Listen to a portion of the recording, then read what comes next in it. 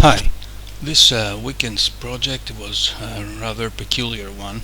I have a Commodore 64C here on the bench, but this is actually something I can call uh, Commodore-Stein or something like a hybrid. It looks like a regular Commodore 64C, the C model, with ports, connections here and everything. Um, just a couple of keys I'm missing. I'm gonna find these keys hopefully and fix them. But why this is peculiar? Because it was made out of some stock items I had and I found over the weekend in my spares. So let's see how it looks under the hood. And what you can see um, is a Commodore 64 motherboard, but not the Commodore 64C. I did the modification I always do. You can check the motherboard issue, and indeed, this machine has been this motherboard has been in a regular bread bin Commodore 64. You can tell by the position and the length of the wires lead to the LED, the power LED. Uh, it has to be longer now. I have placed my cooler. More information on the link as presented in a previous video. Um, of course, the heatsink on the big chip. You can place heatsink on the seed chip as well. Quite some recapping, on around the power circuit. And this motherboard has been in my spares because there was something wrong, so I had the chance this weekend to check and see that those three RAM chips have been bad, so I replaced those now in sockets, and the system went back to normal. And of course, Commodore 64C has less chips, so you can immediately say and understand that this is not a Commodore 64C motherboard. And in order to fit it there in the Commodore 64C case, I had to remove the side control panel, or power on panel, if you will. And that was all that I needed to do. The orientation of the ports and everything is the same. I have removed the so-called old-fashioned cooler or heatsink from the VIC chip. I found another part that is not matching the computer keyboard that I found somewhere, of course from from another Commodore 64C.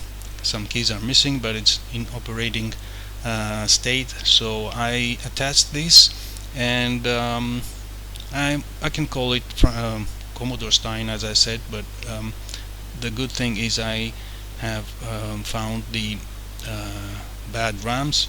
The ventilation looks okay, and so the interesting thing is how you can match motherboards, because they kept the original orientation of the ports around the machines from 82 to 85, so you can attach different motherboards into different cases. And now my favorite part, I managed even to load a game, a Grid Runner in this case. I'm gonna play a while. I'm gonna leave it on for hours to check that it remains cool, and we have not a problem with the RAM chips that have been changed or anything, or the heat around the case and around the motherboard, which I'm going to check now after several hours now have passed, and it's cool. The fan works fine, it's silent, it's effective, and it fits the case perfectly. So this is quite an idea. So again, don't try to fool anyone. Just this is not a Commodore 64C. Again, it's made of parts that I have found in my spares around the lab. It's a bread bin action motherboard. that I have managed to repair and put it in this case because that's the only one I had. I have tested a game and it works fine for several hours now. Doesn't get overheated or anything. The RAM chips are looking fine, and remember, anyone can tell the difference because the real Commodore 64C has less chips, so anybody can tell the difference just by looking at the motherboard, not to mention the issue number down below. So I'm continuing this thorough test, in order to see that everything is fine, but of course looks okay to me. It's gonna be an experimental machine. I'm gonna keep around here, around the lab, so I can do stuff and connect stuff and do whatever for the needs of the videos I'm gonna be preparing. But again, it's something not that it's original.